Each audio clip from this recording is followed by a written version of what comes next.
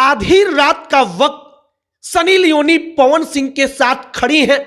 Cake काटा जा रहा है और इसके बाद वहां पर लोग ताली बजाकर शोर मचाते हैं कि हैप्पी बर्थडे पवन सिंह।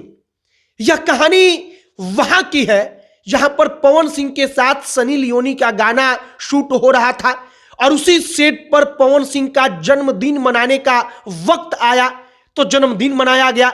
और जन्मदिन जब पावर स्टार पवन सिंह का मनाया गया और वहां पर सनी लियोनी भी मौजूद रहती हैं, उनके साथ साथ कई सौ और कलाकार और लोग जो सेट पर मौजूद होते हैं वो तमाम लोग रहते हैं। और इसका वीडियो जब सोशल मीडिया पर आता है तो वायरल होता है।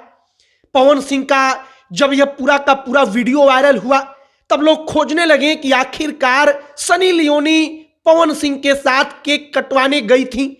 तो इसके बारे में हमने सोचा कि आप तक खबर